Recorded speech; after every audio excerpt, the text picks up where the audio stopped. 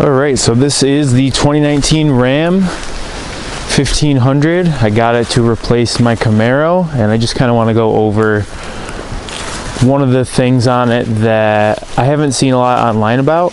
There's obviously a lot of reviews about Rams, the new 2019 Ram, so plenty of information out there if you just want to learn about that. But my truck specifically has the 4x4 off-road pack, and I noticed online there's very little information about that package, so I just kind of wanted to go over that now and help out anybody that is thinking about ordering one, or anybody that has ordered one and isn't quite sure what's actually going to be in the package.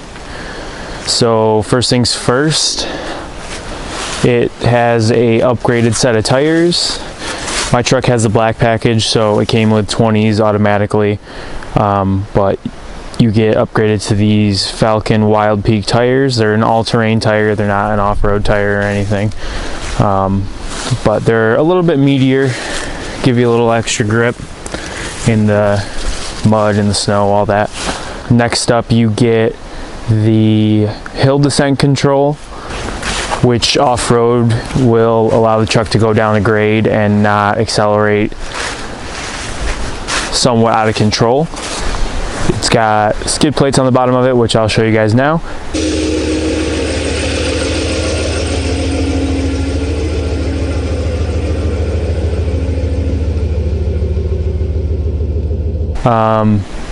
Everybody knows skid plates just keep things more protected underneath the truck. And finally, it has a 1-inch lift over stock. So you put my truck next to a normal Ram, and obviously it sits 1 inch higher off the ground. So this is kind of an alternative to the Rebel. When I had been shopping for a truck, I really wanted to get a Rebel, but there weren't much in the way of incentives on those trucks, and there still really aren't. Whereas on the Big Horns, there's much better deals. So I kind of thought this would be the best of both worlds. I could still get a good deal on the truck and still get some off-road capability and a little bit of a different look from other trucks. I'll go over now kind of the big differences and similarities between a Rebel and the off-road pack on this truck, just to kind of help make it more clear if you are very much into off-roading, if you should stick with the Rebel, or if the off-road pack is actually something that might appeal to you.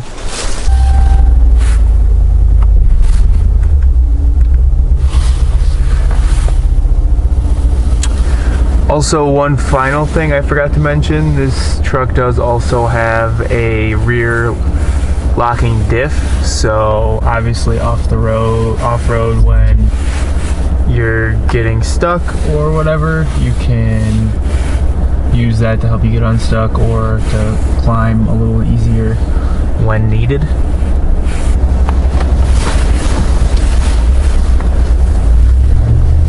So I went very much back and forth when I was originally shopping for this truck. I had been shopping for the last Rebel quite a bit. I was trying to get out of my current car, so it was gonna take me a little longer than expected to be able to actually upgrade to a truck. When I was doing that, I was shopping for the 2018s, and the 2018 Rebels had a black package offered on them, which I just liked a little bit more. I thought it gave it a little bit better look. Nothing against the silver wheels or anything like that, but I just kind of preferred the black look. When the 2019s came out, that was when I was finally in the market to buy a truck, and all the 2018s, with the exception of some Ram Expresses and a couple night edition trucks, were basically all that was left on the lots, and I couldn't find a Rebel pretty much anywhere. In my area there was one blue one that didn't have the black package on it, and I just personally didn't want the blue. It wasn't really like the color I wanted. And you know, as I got more acquainted with the 2019s, I got more interested in possibly trying to get a 2019, and in the Rebels not having the black package, I wasn't quite as fond of some of the colors. I thought the silver looked really cool. The black was okay, but I felt like it kind of just mutes all of the cool little accents on the Rebel. And then the dealer that I was at had a white one. I wasn't a huge fan of the white. was already kind of going back and forth on if I wanted to really stick with getting a Rebel, or if I wanted to try to get possibly something like this truck, the Big Horn with the black package on it. Because I'm not going to go off-road much. It's nice to be able to, and every now and then at like friends' houses that have a lot of land, you know, we can kind of play around. Ooh, there goes a power wagon as we speak. That was awesome. But yeah, I'm certainly not like going to be off-roading it and going down trails and stuff very often. So I kind of never really needed a Rebel in the first place. So as I looked around, I was looking at the Big Horns, and I had no idea, but this truck came in and I noticed it had the off-road package. It was like a $700 option, and I hadn't seen it on any other trucks, and so I had no idea what to expect. And it wasn't even at the dealer when I first saw this. They had it ordered and it was in transit, so I was waiting for it to come in and check it out.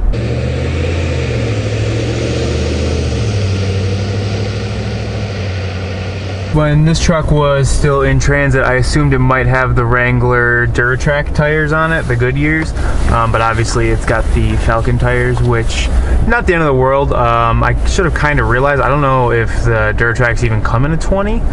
They might. I think I might have seen them on Tire Rack in a 20, but I'm not 100% sure. So obviously there are quite a few similarities now between the Rebel and the off-road group. They both have the skid plates, they both have the locking rear diff, they both now have coilovers, whereas all the Rebels in the past had the air suspension that you could adjust. All of the Rebels now come with coilovers, but you can upgrade to the air suspension if that's what you want. I haven't yet to see any trucks come into my local Ram dealer with the air suspension rather than the coilovers. The big difference between the coilovers on this truck and the coilovers on that is you have Bilstein shocks on the Rebel now, which is awesome to have. Super well-known brand of shock, but for what I'm going to use the truck for, it doesn't make too much of a difference to me. The other difference is obviously on the Rebel you get the special front grille that only Rebels get, and then there's a very similar looking grille on the Power Wagons. Obviously that bumper resembles the old Rebel a little bit more, the 28 and previous, just because they haven't updated the 2500s yet, even though they're going to be doing that soon. You have a front skid plate on the Rebel. I don't believe this has a front skid plate. And then, like I said, you have the tires and the Bilstein shocks. Other than that, not a lot of huge differences. On the inside of the truck, there are a lot of little things. My truck has Ram across the dash, and then on the Rebel it actually says Rebel. The seats are a little bit different. They say Rebel on them as well. You know, they just very much brand that it is a Rebel, and that's what you're getting. But other than that, the trucks are pretty similar.